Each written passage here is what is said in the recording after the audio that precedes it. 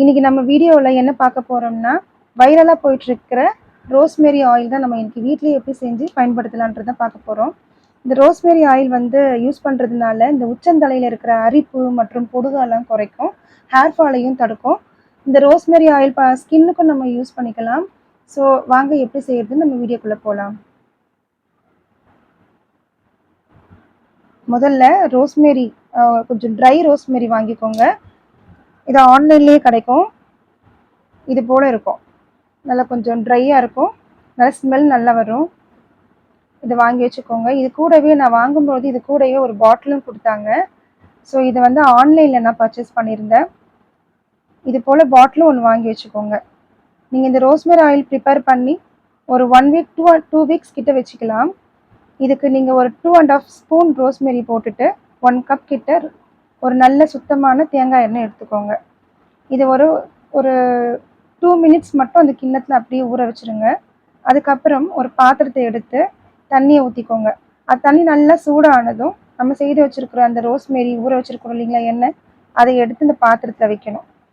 வச்சுட்டு ஒரு 1 மினிட் கிட்ட நல்லா சூடானால் போதும். நீங்கள் கை உள்ள விட்டு பார்த்தீங்கன்னா கொஞ்சம் சூடு ஏறி இருக்கும்.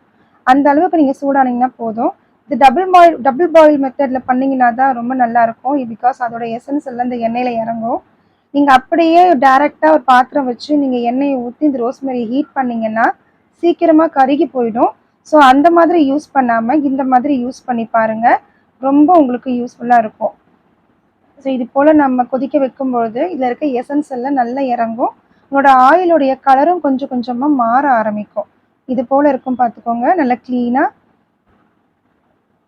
நல்லா சூடாக ஆறுனதும் இதை வந்து நம்ம ஒரு மணி நேரம் அப்படியே விட்டுடுங்க. 1 hour later. 1 hour நீங்கள் விட்டதுக்கு அப்புறமேட்டு எடுத்து பார்த்தீங்கன்னா தெரியும். பாருங்கள் எப்படி நிறம் மாறி இருக்குன்ட்டு. இது போல் இருக்கும், தெரியுதா? இது போல் நிறம் மாறி இருக்கும். ஸோ இதை நம்ம என்ன பண்ணுவோம், வடிகட்டி எடுத்து வச்சுக்கலாம். இல்லை வடிகட்டி க்ளீனாக எடுத்து வச்சுக்கோங்க. எடுத்ததுக்கப்புறம் பாருங்கள் எண்ணெயோட கலர் எப்படி இருக்குன்னுட்டு தெரியுதுங்களா? நம்ம ஊற்றும் பொழுது நல்லா எப்படி இருந்தது தேங்காய் எண்ணெய், இப்போ பாருங்கள் எப்படி இருக்குன்னுட்டு. இதுதான் பியூர் நம்ம வீட்டிலேயே செய்த ரோஸ்மேரி ஆயில். இதை நீங்கள் இந்த கண்டெய்னர் பாட்டிலில் ஊற்றி வச்சுக்கோங்க. இது வந்து நீங்கள் எவ்ரிடே யூஸ் பண்ணிகிட்டே இருக்கலாம்.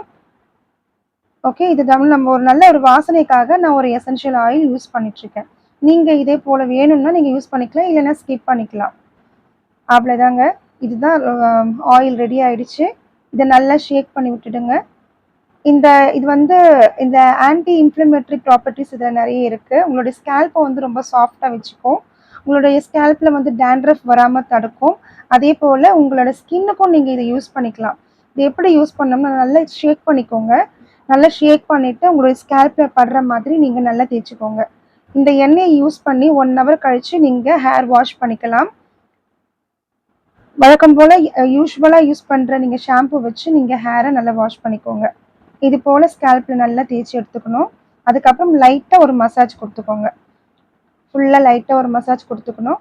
அதுக்கப்புறமா 1 hour கழித்து நம்ம ஹேர் வாஷ் பண்ணிக்கலாம். அவ்வளோதான் ஃப்ரெண்ட்ஸ். இந்த வீடியோ பிடிச்சிருந்துச்சுன்னா நீங்கள் லைக் பண்ணுங்கள், மறக்காமல் சப்ஸ்கிரைப் பண்ணுங்கள். தேங்க்யூ.